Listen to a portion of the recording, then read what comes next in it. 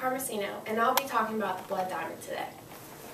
Many ads for the diamond industry say that their diamonds are conflict-free. What exactly does that mean? Africa is a prime place for conflict diamonds or blood diamonds. Many of you have seen the movie Blood Diamond with Leonardo DiCaprio. This movie shows the dangers of these diamonds and what happens to the families and communities in Africa. These diamonds come from the greedy, power-hungry empire of the rebels.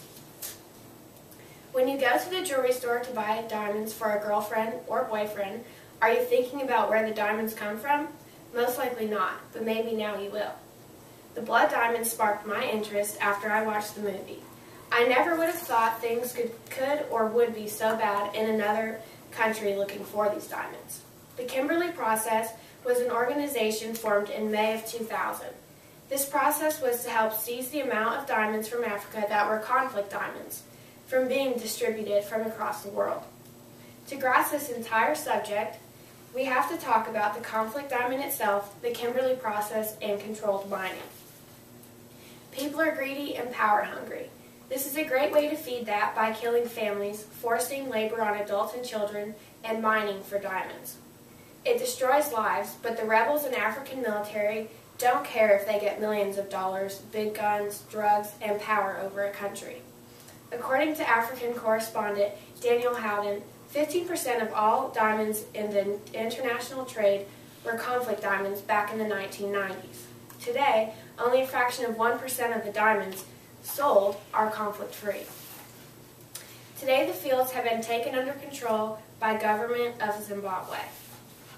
To keep illegal miners out, they have placed military and police forces throughout.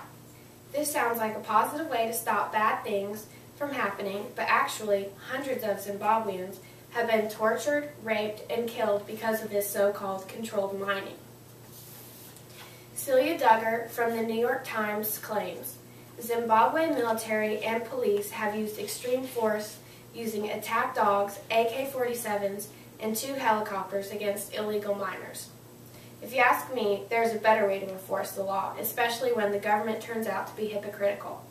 For example, in the article Diamonds in the Rough, it explains how police are abusing, corrupting, and extorting the people in their own country. The police would compel people to come work in the fields to mine for diamonds, but under one condition: they had to be willing to pay the officers. Therefore, people who wanted to mine had to offer bribes.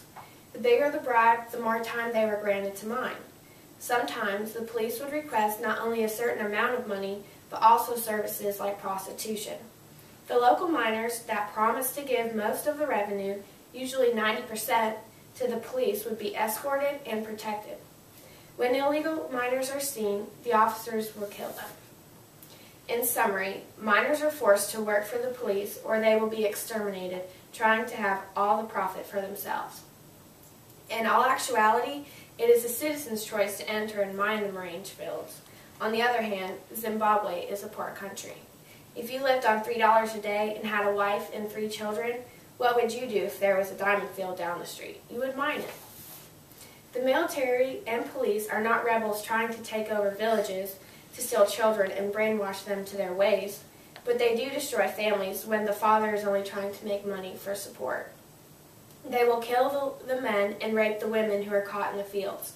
They then travel to local villages to torture the citizens until the people tell them who the local miners are that they know. Halfway across the world, located between the Zambezi and Limpopo rivers, is the landlocked country of Zimbabwe. Diamonds are being produced illegally here, and an unexpected group of people are making the profit. When the range fields were first found, they were open to the general public to mine for diamonds. And because all this happens, communities fall apart and people start to flee their country. The government of Zimbabwe is hypocritical in the sense that people will be killed by mining without consent of the police, but are allowed to mine if they offer the most of the revenue and sex.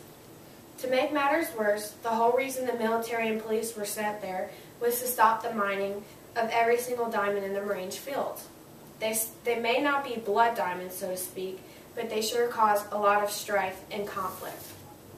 Controlled mining is obviously not the best way to go about solving the problem of the conflict diamonds.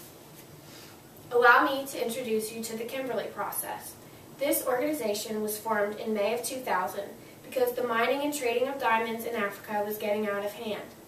The supervision and documentation of all diamonds are vital to the credibility of jewelry companies working with the Kimberley process.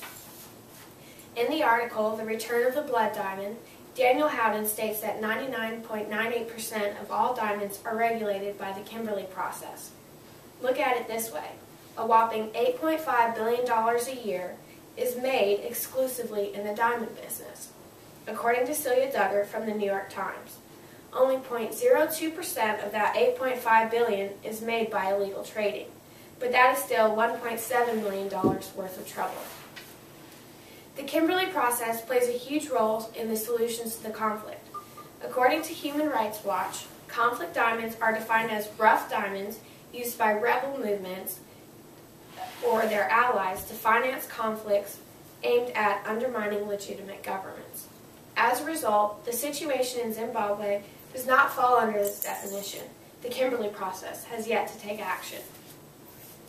Because Zimbabwe is a participant in the Kimberley process certificate scheme, many participant organizations have urged the KPCS to suspend Zimbabwe for a period of time. One good thing from suspending Zimbabwe's membership is the credibility of the Kimberley process, because it is needed important. The Kimberley process's credibility depends on how well they are managing the traffic of illegal conflict diamonds. Because their definition does not include many of the atrocities that are now happening in Zimbabwe, people are still being taken advantage of and killed. Their credibility is so important for jewelers' industries, they need to do something, because in my eyes, it degrades their validity. I've passed on my knowledge of the blood diamonds, its conflict, and the Kimberley process. There are so many things we can do as consumers.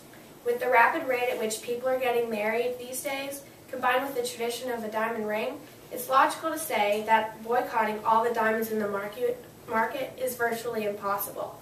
On the other hand, you can stay aware of current events happening in countries like Zimbabwe, inform other people, and be careful what diamonds you buy. But most of all, share your concern with the jewelry industries and organizations like the Kimberley process. Encourage them to do something to save their credibility, not only for the diamond industry, but also for the precious lives of the people living in Zimbabwe.